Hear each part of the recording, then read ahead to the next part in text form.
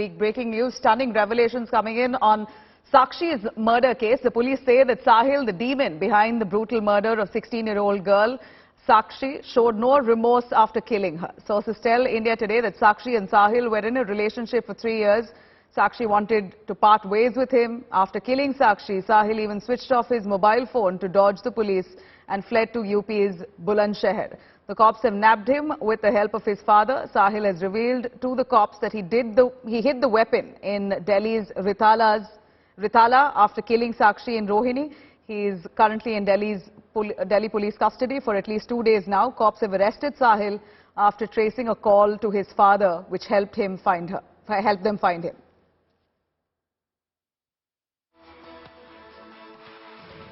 इस कॉलोनी में 2 साल इस सामने वाले मकान में सरफराज अपने एक बेटे साहिल और 3 बेटियों के साथ रहते थे। बताया जा रहा है कि साहिल मैकेनिक का काम करता था, जबकि सरफराज जो उसके पिता हैं वो बढ़ई का काम करते थे। दरवाजा, खिड़कियां, ये सब बनाने का काम वो किया करते थे। फिलहाल पुलिस साहिल से लगातार पूछताछ कर रही है और ये पता लगाने की कोशिश कर रही है कि आखिर इस वारदात को अंजाम देने की प्लानिंग उसने कब रची थी। कैमरामैन अंकित खंडेलवाल के साथ हिमांशु मिश्रा, दिल्ली। पड़ा रहता था घर में, पड़ा रहता। उसके दोस्त आते थे? कभी कोई नहीं आता था यहाँ का। तो कभी वो लगा था गुस्से वाला हो आसपास, कभी किसी ऐसा तो कुछ नहीं लगता था सर। हाँ। कि वो गुस्से वाला है, ना ही यहाँ कोई कुछ ऐसा काम किया। अच्छा। ना हमसे भी कोई भी बात किया उन्होंने कभी, या परिवार वालों भी नहीं कुछ बोले जी।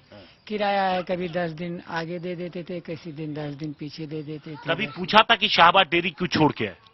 ये हम नहीं पूछा था साहब। ये नहीं पूछा था? नहीं जी। और परिवार में कौन कौन था? 3 बहनें थी, उसके माँ बाप था, साहिल था। बाकी परिवार के लोग कब और कहाँ चले गए, कोई आइडिया? वो तो सरफराज पुलिस के साथ में चला गया। कल उसके 2 बहनें और उसकी माँ 12-1 बजे के करीब में यहाँ से चले गए। यहाँ से चले गए? हाँ जी। ठीक है। All right, I'm going to cut across to Himanshu joining us live for more on that. Himanshu, please बोलिए, ये जो साहिल है मर्डर के बाद उनको कोई दुख नहीं है? जो पुलिस इन्वेस्टिगेशन के बाद उनको पता चला है कि ये बड़ा सोचा समझा मर्डर था, उसको पता था कि ये लड़की कहाँ होगी, वहां पर जाके उन्होंने हत्या किया और कोई रिमोर्स नहीं, कोई दुख नहीं। Please give us more details. देखिए, शुरुआत में ऐसा लगा था कि शायद अग्रेशन की वजह से उसने ऐसा किया हो, अचानक किसी बात पे उसको गुस्सा आया हो और उसने इस वारदात को अंजाम दिया। लेकिन जब इन्वेस्टिगेशन आगे बढ़ी है तो अब चीजें सामने ये आ रही हैं कि इसने तो पूरी कॉन्स्पिरेसी रची थी, पूरी प्लानिंग की थी। पिछले 15 दिन से वो तैयारी कर रहा था। उसने इसके लिए चाकू कहीं से लिया था और चाकू लेने के बाद पूरी प्लानिंग के तहत वो उस जगह पर पहुंचा था, क्योंकि उसे पहले से पता था कि साक्षी कब यहां पर आएगी, उसे कहां जाना है।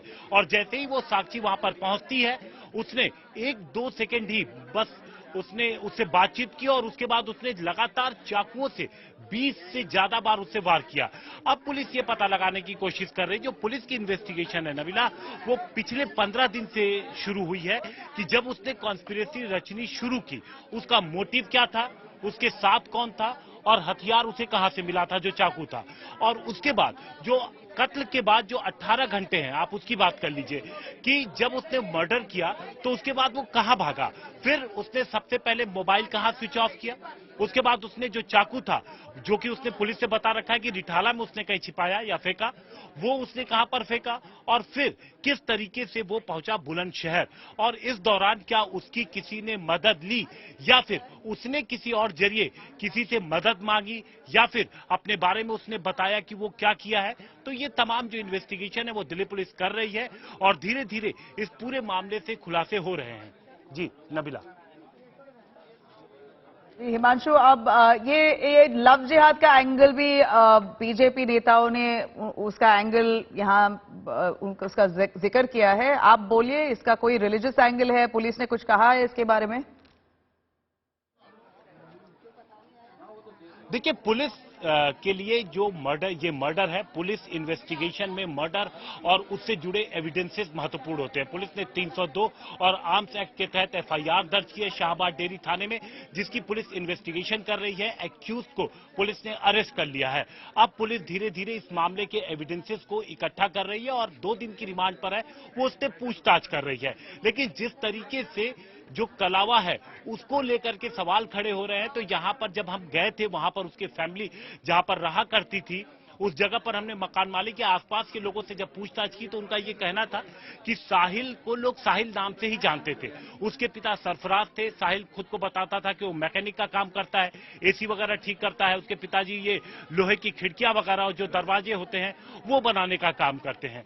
तो आगे जिस कलावा को लेकर के सवाल उठाए जा रहे हैं कि वो अपनी पहचान छिपाए हुए था, तो यहां पर ओपनली पुलिस की जांच से इसका कोई लेना देना नहीं है। लेकिन पुलिस का सोर्सेज की अगर हम बात करें तो उनका ये जरूर कहना है कि इन्वेस्टिगेशन में इस पॉइंट को रखा जाएगा और ये देखा जाएगा कि आखिर इसने ये कलावा कब पहना, कहां पहना और इसके पीछे कोई मोटिव था क्या।